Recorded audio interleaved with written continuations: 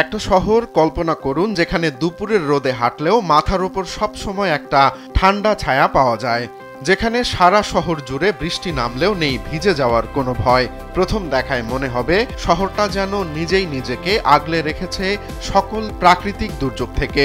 শুনতে অবাক লাগলেও গোটা সিঙ্গাপুর দেশটাই এরকম। রোদ, গরম আর আর্দ্রতায় ভরা এই ছোট্ট দ্বীপরাষ্ট্রে মানুষ খুঁজে পেয়েছে ছায়ার ভেতরে বসবাসের অভিনব সুযোগ। এখানকার রাস্তাঘাটে হঠাৎ করেই চোখে পড়বে লম্বা লম্বা ছাউনির নিচ দিয়ে হেঁটে চলা মানুষের ভিড়।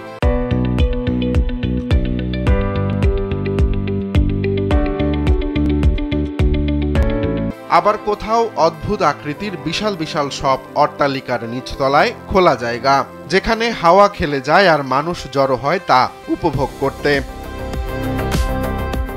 শহরটাকে এমনভাবে গড়ে তোলার পেছনে আছেন একজন মানুষ, তিনি লি কুয়ান ইউ।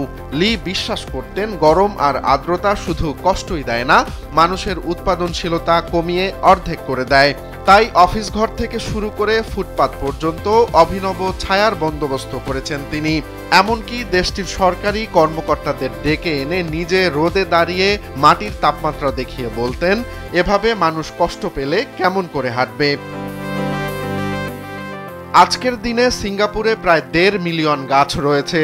শুধু গাছই নয়, প্রায় 200 কিলোমিটার ফুটপাত রয়েছে যার উপরিভাগ ঢাকা।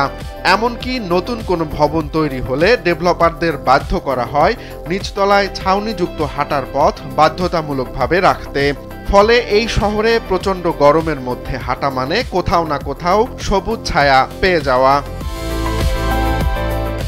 আর এত এত সবুজ গাছপালা, এগুলো কেবল সৌন্দর্য বর্ধনের জন্য নয়, শহরের প্রতিটি এলাকায় পরিকল্পনা করে সমানভাবে রোপণ করা হয়েছে বিভিন্ন প্রজাতির গাছ, যাতে ধনী গরিব কারো জন্য ছায়ার কমতি না হয়।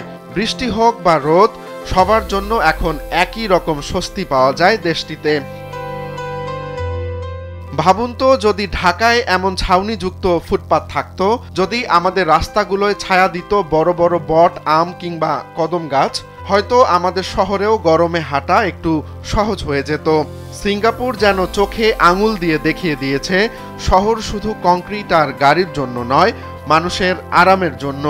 আর সেই আরামের নাম হলো সবুজ গাছ আর গাছের ছায়া। রোমান্স তালুকদার, কালবেলা।